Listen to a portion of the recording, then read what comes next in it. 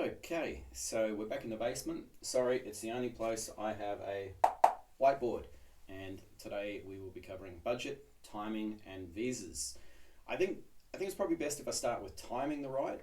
Um, you need to time your ride around a lot of things. Obviously, your work schedule, your home life schedule, and things like that. Now, one of the biggest things I would consider in timing is basically, I know it sounds crazy to just even have to write it down. Um, how long do you have?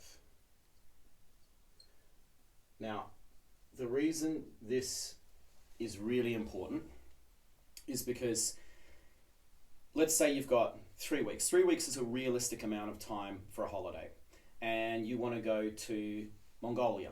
Okay, well, obviously, you're going to have to go in summer because in winter it's frozen. In spring, it might still be frozen. It might be nice, it might not be. In autumn, when winter comes, it comes overnight. Okay, it might be 18 degrees, nice, sunny, beautiful. The next day there's a snowstorm and the snow never lifts. So I would say time it around the weather. If you're riding in Europe or riding in America and things like that, you'll find you've got wicked bugs in the middle of summer. So they're autumn, spring, better. But head at the right time of the season, and then how long do you actually have in country? So let's say we've got 3 weeks. So we've got 21 days. You've got a day to get there, a day to get back, absolute minimum. So you're already down to 19. You're planning on buying some horses, buying some gear, and heading out and doing a ride around Mongolia. Well, the black market, it's sporadic in its opening hours. You might get there and there's no saddles, but there's a guy that says he can get some saddles that he'll be there in the next few days. So you go back the next day, he's not there, but his mate says that he's coming in later that afternoon. You come in later that afternoon and find out he's definitely there in 2 days' time. All of a sudden, you've been in Ulaanbaatar for 4 days and you've got nothing achieved. So we're down to 19 days, so we're now down to 15. So then, right, we've got to go find some horses. So you've been doing that while you're waiting for your gear and things like that. Long story short, you spend another 2 days doing that. So we're now down to 13 days out of 21, and you start getting going on your horse. Day one, your horse runs back to its home, so you need to go back and get it. Long story short, by the time you need to turn around and come back, of course you've got to pack up your gear and you head back home overseas. So you're going to need another day spare at the other end. So all of a sudden, 21 days has turned into 12. And here's the thing. That's most likely the best case scenario. It could go worse. If you've got much longer that you can spend in the country, like if you're planning to go for 100 days, great. But just be aware, you might lose up to 2 weeks sorting that sort of stuff out. Be aware as well around visas. Okay, so a lot of countries, you can get a visa before you go, you can get it for up to 3 months. I would strongly recommend, if you're planning to travel through multiple countries, consult their embassies, preferably in your country if you can, before you go, and get it all cleared up before you go. Mongolia is visa free for New Zealanders, Australians, Americans, a whole bunch of people. But if you want to stay longer than a month, then you need to go to the consulate, which is in Mongolia, get an extension, all of which you can do concurrently while you're at home before you even head off. You just need to consult with the embassies and get it all lined up. Just be aware that visas and actually getting the stuff in country can chew up a big chunk of your time in country. So plan it properly, get it all organised beforehand, and you'll get as much maximum time possible once you're in the country. Now, if you are short on time, if you've got only 3 weeks that you're able to get away on holidays, I know a lot of people want to have the magical buy everything, equip themselves right off with their own horses, guide their own trip. I don't think it's the best way to go. I think that there's a ton of really cheap, like really affordable and absolutely incredible horseback tourist experiences available through Kyrgyzstan, Mongolia, Kazakhstan, places like this. Just email me. I'll put you in touch with them. They're good people. And hand on my heart, you're going to meet an absolute character that speaks English, that speaks French, that speaks any number of Western languages, that can get your horses, take you on an amazing experience and it's actually probably going to be cheaper. I talk about false economy quite a bit, but you're not needing to buy that gear and resell it at a loss. You're not needing to buy the horse and resell it at a loss. You just turn up and away you go. You're not spending 6 days paying for hotels while you look for gear. You just turn up and away you go. So seriously, give it some thought. And if you want to, have some numbers, I'll put you in touch with people. But let's talk a little bit more conventional long ride. We'll do two at the same time. We'll do Middle Asia. So I'll do Middle Asia over here, and I'll do Eastern Europe here. So our budget in Middle Asia was about 15 euros a day. So we'll say we're going for 100 days, okay? So 100 days, 1,500 euros. And in Eastern Europe, Louisa and I, we like to live well. We live on 50 euros a day. So that will be 5,000 euros. Oof. Seems a lot when I see it up on the board. So if we're heading through, Czech Republic, Poland, Slovenia, Slovakia, Croatia, Hungary, that kind of stuff, our budget of 50 euros a day, I'll do that here, so 50 PD. They're about realistic budgets. But the problem is, what if we need to rest our horses for a few days?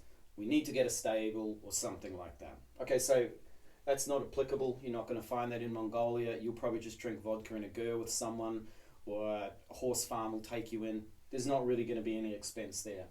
But here, once a week at least, we need to do that. And it's about, if you budget 25 euros per day per horse in Europe, you probably come off about right. So 100 days, let's just call that 14 weeks. So 14 weeks at 50 per day. So what's that, 700 euros or something? That sounds about right. Yeah, that's right. So there's 700 euros for stables. If we need to get ourselves a wash or something like that, we'll be an Airbnb or a cheap hotel nearby the stables. It's going to be at least another $50 for a hotel. Realistically, probably more like 75. So let's just call it 1,000 to be safe. If you are lucky enough to get a hotel in Middle Asia, it will be very cheap, and they'll probably let you tie your horses up out the front. We've done that a few times. But let's just chuck 350 over here. You'd be amazed how far that'll go in Middle Asia. So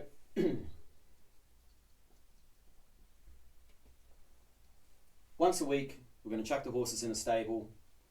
We're going to get a wash in a hotel, and we're living on 50 euros a day. So already we're getting up quite a bit here. Now, in Middle Asia, good luck finding a vet. Good luck finding a farrier. There's a whole heap of stuff that you're not going to be spending money on. But here in Europe, yeah, absolutely.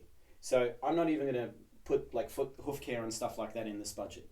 I'm just going to put that under, I'm just going to put like miscellaneous horse expenses.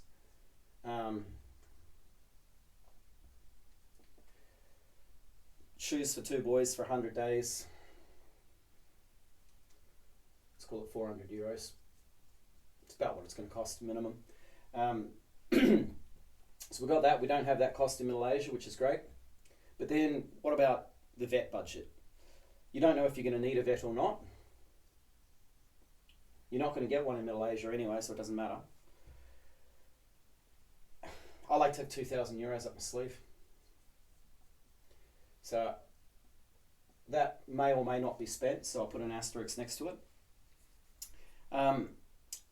If I've got 2,000 euros in my account, I know that if my boy colics, if he gets a big cut, anything short of surgery, I can cover straight away. So I love having that up my sleeve. The other thing is going home. We've pulled Banditti off rides before because he wasn't doing well.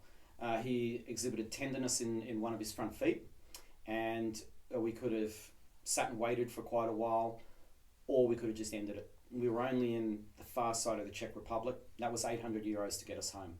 Another time he had a really bad reaction from some insect bites when we were in Slovakia. We got him back from Slovakia, again, 800 euros, and that's to get both of our boys home.